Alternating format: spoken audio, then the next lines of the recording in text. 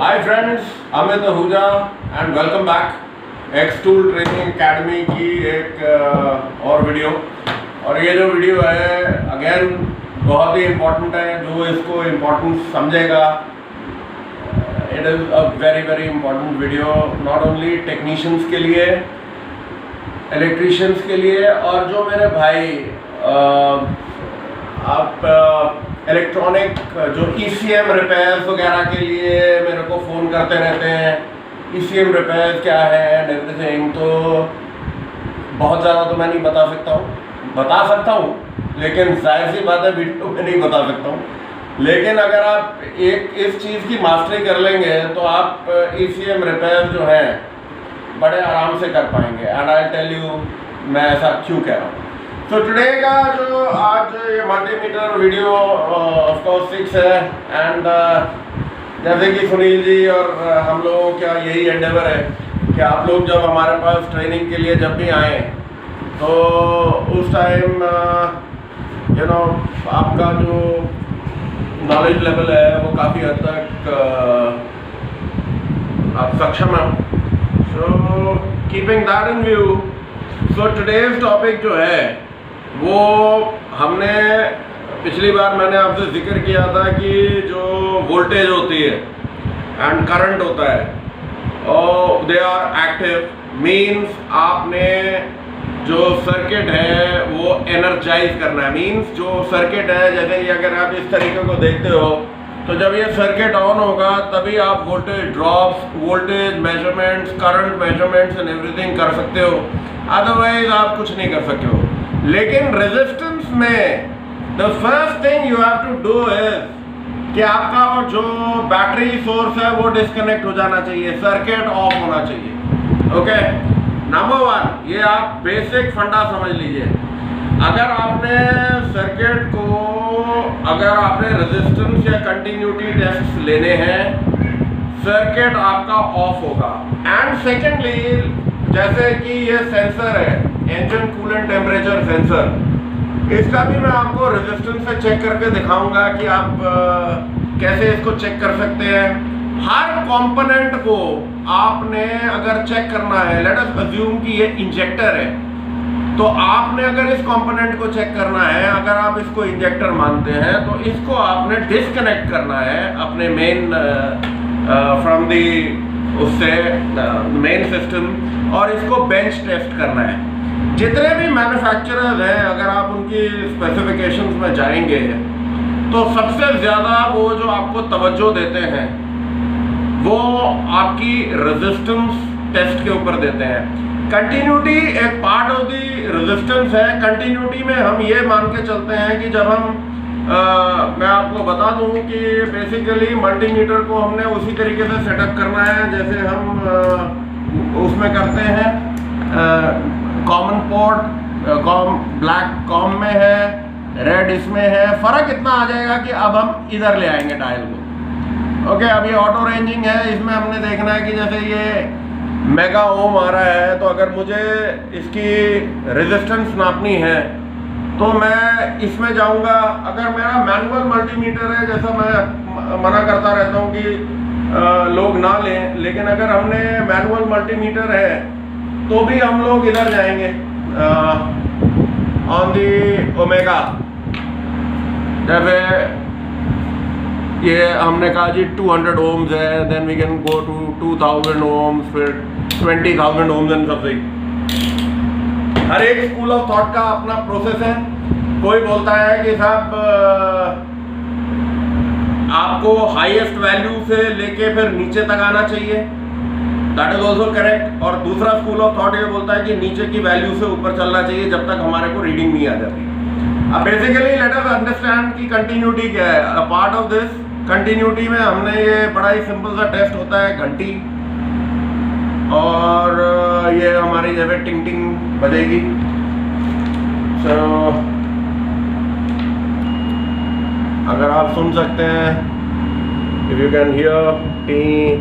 अब जैसे अगर मेरे को ये बल्ब को चेक करना है या समथिंग, अगर मुझे ये देखना है कि ये इसमें कंटिन्यूटी है कि नहीं है, अगर मैं ये दोनों लीड्स इसमें लगाऊंगा तो एज यू कैन हियर ये टी बोल रहा है तो दैट मीन्स इसमें कंटिन्यूटी है। नाउ ये ज़रूरी नहीं है कि जो कंटिन्यूटी है वो एक बहुत ही डिज़ायर्ड चीज़ है। कंटिन्यूटी बेसिकली कंटिन्यूटी का मतलब ये है, और ये थोड़ी मिसलीडिंग हो सकती है, we will cover it up in a later course, लेकिन आज we will stick to only resistance. तो बेसिकली लेट अस अंडरस्टैंड, जो मैं आपको बता रहा था, आपने किस तरीके से मल्टीमीटर को यहाँ पे जैक करना है। यू हैव इट, ये इसको हम लोगों ने मूव करके वी मूव ऑन टू, जब ये ओमेगा का साइन आ जाए इसमें आप मैनुअल रेंजिंग करेंगे, ये ऑटो रेंजिंग मल्टीमीटर है। So let's get on to it. मैंने पिछली बार भी ये बोला था कि ओम लॉ बोलता है,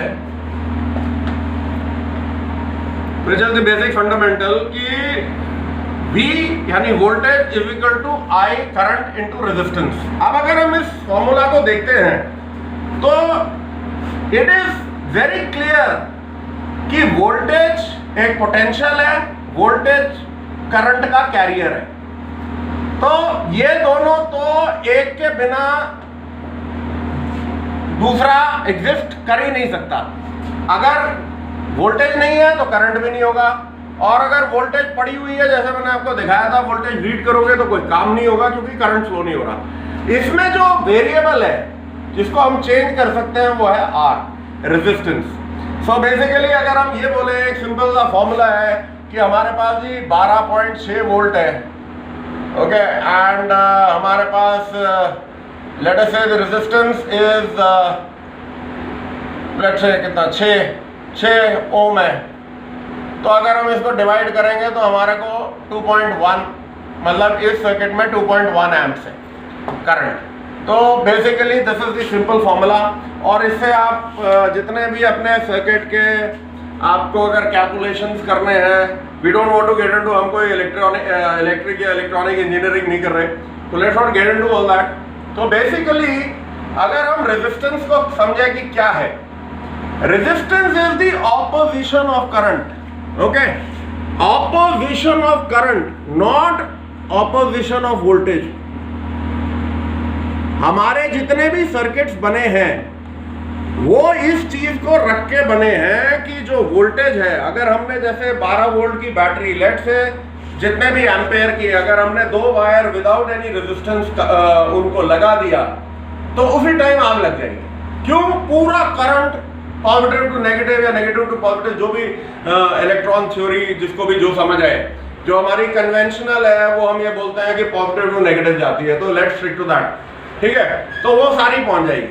तो उस चीज को रोकने के लिए कि इतने सारे एम्प्स जाके सर्किट्स को जला ना दें, वी नीड रेजिस्टेंस। तो रेजिस्टेंस जो होती है 2 तरीके की है, वन इज डिजायर्ड रेजिस्टेंस और दूसरी है अनडिजायर्ड रेजिस्टेंस।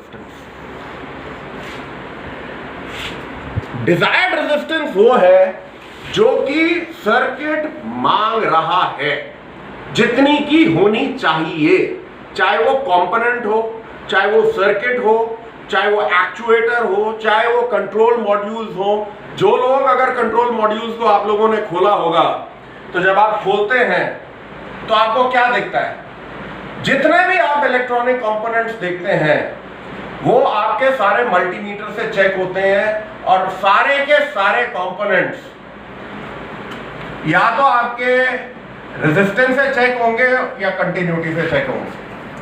ओके, सो जिन्होंने भी इलेक्ट्रॉनिक्स में मास्टरी करनी है, right from your normal resistor to diode, zener diode, capacitors के लिए हम वैसे भी कर सकते हैं कि हम नैनोफैराड्स में जा सकते हैं मल्टीमीटर में, लेकिन कैपेसिटर को हम कंटिन्यूटी से भी चेक कर सकते हैं, नो प्रॉब्लम्स।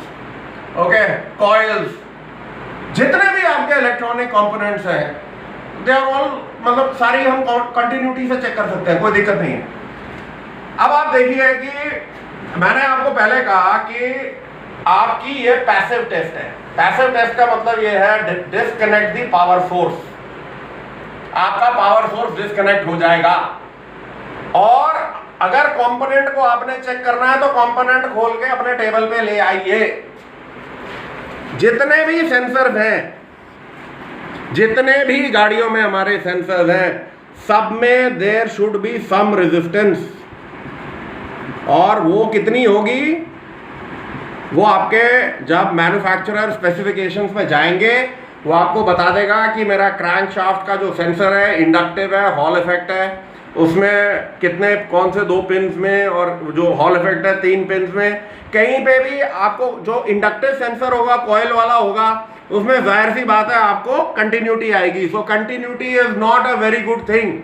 वो मैं आगे आपको प्रूव करूंगा कि अगर मैं सर्किट में रेजिस्टेंस भी डाल दूंगा तो भी कंटिन्यूटी हमारे को दिखेगी। सो हमारे लिए द बेस्ट थिंग इज जब हम नापते हैं on table, the best thing is resistance. Okay, resistance हम नाप रहे हैं। ऑल एक्चुएटर्स, जितने आपके एक्चुएटर्स हैं, एक्चुएटर क्या है जी हमारे इंजेक्टर्स। एक मैंने वो करा था कि पीजो इलेक्ट्रिक इंजेक्टर्स कैसे चेक करते हैं, उसमें भी मैंने बोला था कि अबाउट 180 किलो ओम्स आपका होना चाहिए। ओके, आपके इंजेक्टर्स हो गए, we are talking about solenoids, right. ये आपके एक्चुएटर्स हैं, मोटर्स, ये आपके एक्चुएटर्स हैं, बल्ब्स हैं, स्विचेस हैं। अगेन अगर आपके स्विच में रेजिस्टेंस है तो सर वो स्विच चलेगा नहीं। So that is the thing कि स्विचेस, एवरीथिंग, हम लोगों को resistance is the most important चीज जो हमने करनी है। इलेक्ट्रॉनिक कंपोनेंट्स कैसे हैं आपके, रेजिस्टर्स। अगर आप ईसीएम खोलेंगे क्या दिखता है आपको, resistors, diodes, zener diodes, coils, आपके उनको कॉइल्स को हम इंडक्टर्स भी बोल देते हैं, कोई दिक्कत नहीं है, but they are basically coils. आपके what else do we see, capacitors जिसमें पोलर है, नॉन पोलर है, ट्रांजिस्टर है, मॉसफेट्स हैं। सो बेसिकली अगर आपने कभी भी जो ईसीएम वगैरह की वो जो आप अगर ट्रेनिंग भी करना चाहते हैं और अगर आपने ईसीएम्स को चेक करना है तो नॉर्मली हम लोग क्या करते हैं, अगर हम बेंच पे ईसीएम्स को टेस्ट करते हैं तो बेसिकली हम क्या देखते हैं, इट्स वेरी सिंपल। ईसीएम को, ये मेरा ईसीयू है, इसको मैंने खोल लिया, इसको मैंने पावर दे दी, वो चाहे हमारा कैन बॉक्स सोल्यूशन से दें या किससे भी दे दी, इसको मैंने खोल लिया तो I find a bunch of ये आईसीज हैं आपके, इसमें आईसीज होंगी, कुछ ही प्रॉम हो गए, एक क्वार्ट्ज क्लॉक होगी जिसमें वो सिंक्रोनस होता है, या अगर क्लॉक जिसमें नहीं होगी वो एसिंक्रोनस होगा। ढेरों आपके इलेक्ट्रॉनिक कंपोनेंट्स होंगे, वही रेजिस्टर्स, वही ट्रांसफार्मर, वही कॉइल, वही डायोड्स, वही कैपेसिटर। बेसिकली जब हम इस बोर्ड को पावर करते हैं तो हम क्या देखते हैं, we are looking at 2 things. ये जब हमने इसे एक्टिव टेस्ट किया, एक्टिव टेस्ट में हम वी आर रीडिंग कि पिन नंबर कहां पे कितनी वोल्ट आ रही है। अगर हम उस चीज से सेटिस्फाइड है हम छोड़ देते हैं, अगर हम उस चीज से सेटिस्फाइड नहीं है पावर को हम डिस्कनेक्ट करते हैं एंड हम लोग वी स्टार्ट टेस्टिंग। मैंने आपको पहले भी बोला वोल्टेज जो होती है पैरेलल में नापी जाती है, रेजिस्टेंस भी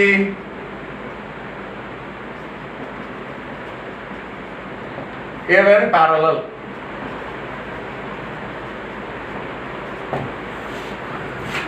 सो बेसिकली अब मैं आपको यू सबने रेजिस्टेंस नापी है, फिर भी हमारे जैसे टीचरों को, बुजुर्ग टीचरों को कुछ ना कुछ बोलने की आदत पड़ी रहती है। सो जैसे ये रहा जी एक रजिस्टर, यार कहाँ रखा था, ये रहा। So basically here is the register. जिंदगी में एक बात ध्यान रखिएगा कि जब भी रेजिस्टेंस आपने नापनी है अपने मल्टीमीटर को सबसे पहले 0 आउट कर लीजिएगा। ओके, जैसे ये यहाँ पे है, रजिस्टर को अपने हाथ में नहीं लीजिएगा, नहीं तो हाथ की रेजिस्टेंस भी साथ में आ जाएगी। सो बेसिकली अगर हम लोगों को इसकी रेजिस्टेंस नापनी है, इट इज़ ऑलवेज एडवाइजेबल कि एक ऐसी जगह पे रखें जहाँ पे हम अक्रॉस दी बोर्ड जाके ये हमने जी इसको टच करा। एज यू कैन सी ये 2.5 ओम का रेजिस्टर है। जब भी रेजिस्टेंस नाप रहे हैं तब प्लीज़ अपने ये देखिए, अगर मेरी उंगलियां हैं और टच हो रही हैं तो मेरा मल्टीमीटर पागलों वाली रीडिंग्स देनी शुरू कर देगा। Okay, so now coming back, एक छोटा सा सेंसर है, इंजन कूलेंट टेम्परेचर सेंसर, जो कि हम लोगों का मतलब बड़ा एक इम्पॉर्टेंट सब्जेक्ट रहता है। मैन्युफैक्चरर जो है वो ये बोलता है कि जो लेट्स से एक मैं लेके आया था, लेट्स सी इसकी कितनी रेजिस्टेंस है।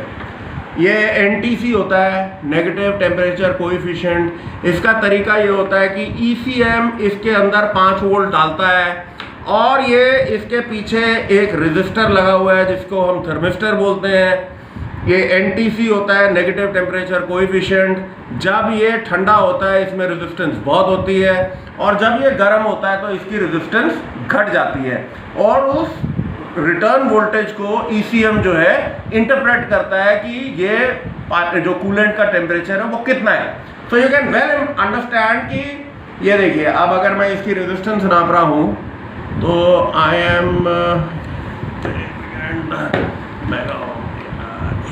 टच ना कर रहा हूँ। एनीवे, इसको अगर मैं हाथ में ले लेता हूँ, यार ये चिमटे चुमटे I think they are like crazy. So let me put it here and let me put it here। ये देखिए, so I am reading 1.839 kilo ohms। Okay, अब इसको ये मैं गर्म पानी करके लाया था, तो लेट्स सी कि what is the change now. इधर अभी इसको डुबो जरा, हल्का सा इसकी चोंच को हल्का सा डुबो। अब ये देखिए व्हाट ये क्या होता है, ये देखिए, ये देखो, see the resistance is coming down. जैसे जैसे ये गर्म हो रहा है the resistance comes down. Okay, so this is how. और इसकी एक थ्रेशोल्ड वैल्यू है जिसमें कि ECM को ये पता होता है कि अगर मैं 5 वोल्ट दिया और इतने मेरे को वोल्ट्स वापस आए तो उसको ये मालूम है कि मेरे गाड़ी का टेम्परेचर, उसके मैप में ये फीडेड है कि गाड़ी का टेम्परेचर उसका कितना है। सो दिस इज हाउ जितने भी आपके एक्चुएटर्स हैं, ये मैंने आपको एक सेंसर दिखाया, ऐसे ही जितने आपके मैनिफोल्ड प्रेशर सेंसर्स हैं, जितने आपके क्रैंक सेंसर्स हैं, जितने भी आपके नेम दी सेंसर, कोई भी सेंसर्स हो, उसके अंदर अपनी एक इंटरनल रेजिस्टेंस होगी। सिर्फ और सिर्फ एक सेंसर है जिसमें कि हमारा रेजिस्टेंस काम नहीं करेगा और वो है वाइड बैंड ऑक्सीजन सेंसर। वो एक अलग ही तरीके का है, we will cover it up, जब वक्त मिलेगा तब करेंगे। एक्चुएटर्स में जैसे मैंने आपको बताया, सोलोनॉइड्स हैं, जितने भी हमारे इंजेक्टर्स हैं, जितने भी हमारी मोटर्स हैं, जो कुछ भी एनीथिंग जो काम करता है वो एक्चुएटर है। उसके अंदर अपने एक इनबिल्ट रेजिस्टेंस होती है और वो कितनी होनी चाहिए वो मैन्युफैक्चरर स्पेसिफाइड है। तो बेसिकली ऐसे ही आपका ECU है। हम लोगों को अगर ये दिखता है कि एक नॉन ECU में, एक IC में इस पॉइंट पे हमारे को इतने वोल्ट दिखते हैं और इधर ग्राउंड दिखता है, इधर इतना दिखता है, इतना दिखता है, और वो नहीं दिख रहा है, तो प्लेन एंड सिंपल सर्किट को मतलब डिस्कनेक्ट करिए एंड स्टार्ट चेकिंग एक इलेक्ट्रॉनिक कंपोनेंट। वही एक तरीका है आप अगर ECM के रिपेयर में जाना चाहते हैं। ओके, तो दिस इज हाउ आपने रेजिस्टेंस चेक करनी है। Please keep in mind circuit disconnected होना चाहिए, नहीं तो आप अपने मीटर को भी डैमेज करेंगे और आपको वैल्यूज भी गलत मिलेंगी।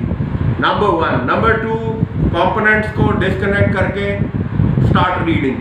और सबसे बड़ी बात है, कंटिन्यूटीज के अपने कुछ फायदे हैं, अपने कुछ नुकसान है। मैं ये नहीं कह रहा हूँ इलेक्ट्रॉनिक्स में बिना कंटिन्यूटी के हम कुछ नहीं कर पाएंगे, लेकिन इलेक्ट्रिकल में कंटिन्यूटी एट टाइम्स हम लोगों को मिसलीड कर सकती है। ये we will take it at a later example, लेकिन please bear in mind continuity for sensors and electronic components वो एक सबसे बड़ा टेस्ट है, सबसे बड़ा। क्योंकि अगर मेरे सेंसर में कहीं पे भी, जैसे 3 वायर का सेंसर है, किसी भी 2 वायर में कंटिन्यूटी आ गई तो मुझे ये मालूम है ये शॉर्ट हो गया।